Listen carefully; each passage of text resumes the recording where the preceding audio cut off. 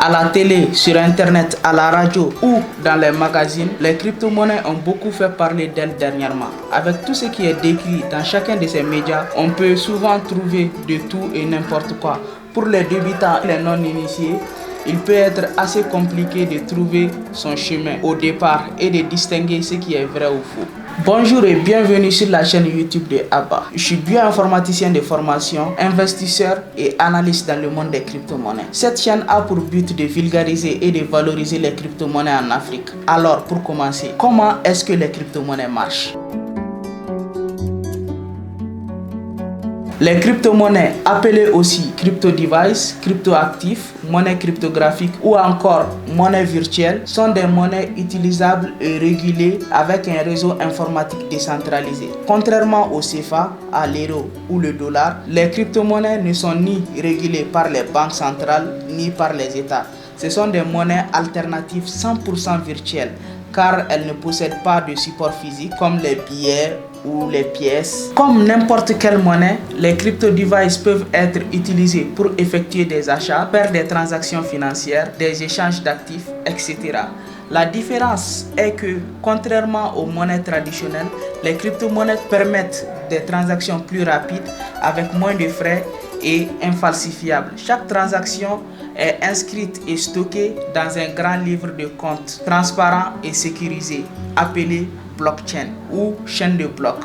Ainsi, nous pouvons voir figurer dans ce registre le montant de la transaction, l'adresse de l'émetteur, l'adresse du destinataire et l'empreinte cryptographique.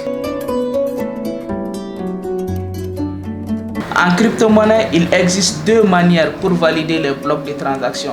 La première, la plus connue, est la preuve de travail ou proof of work en anglais. Prenons le cas du Bitcoin. Lorsque une personne A veut envoyer un Bitcoin à une personne B, une écriture est faite dans un registre. Quand celui-ci est plein, une équation mathématique est soumise à toutes les personnes possédant une copie du registre. Le premier arrivant à la résoudre reçoit une récompense, pas en euros ou en dollars, mais en Bitcoin. On parle ici du mining ou en français du minage. Avec le temps, le nombre de personnes qui tentent de résoudre l'équation augmente et la compétition devient de plus en plus rude. C'est pour cette raison que les machines exigées pour effectuer ce genre de tâches doivent être de plus en plus puissantes. La seconde méthode de validation est la preuve d'enjeu ou proof of stake en anglais. Pour cela, il faut posséder un certain nombre de tokens d'une crypto-monnaie. Plus la quantité de tokens détenus par une personne est importante, plus elle aura une probabilité forte d'être choisie pour créer un nouveau bloc et ainsi toucher une partie des frais de transaction. Le Bitcoin, créé en 2009 par Satoshi Nakamoto, est aujourd'hui la crypto-monnaie la plus aboutie de toutes. Elle sert aujourd'hui de monnaie de référence. Le Bitcoin repose sur un réseau informatique pair à pair, décentralisé, c'est-à-dire qu'il n'est pas régi par les règles du système financier et bancaire traditionnel.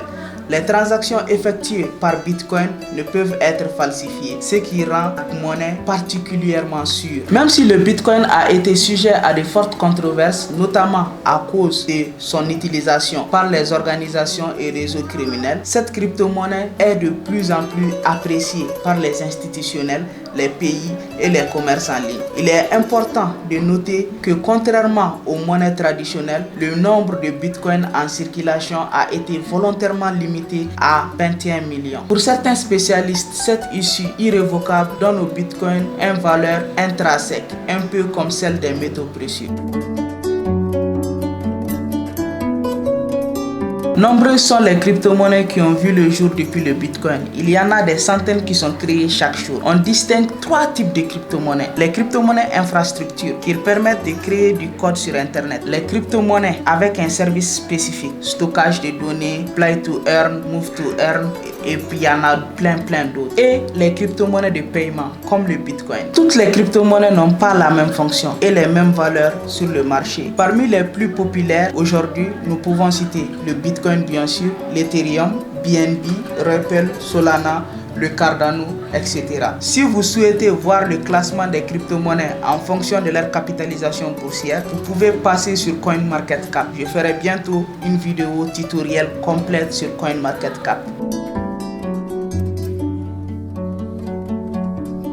Les crypto-monnaies soulèvent beaucoup de questions aujourd'hui.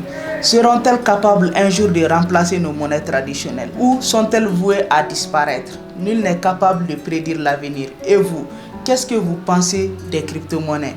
Mettez-moi ça en commentaire. Cette vidéo a pour source le site web de Token Invader. Vous trouverez les liens dans la description. Ils font de l'excellent travail. Je vous invite vraiment à les suivre sur YouTube et à partir voir leur site web.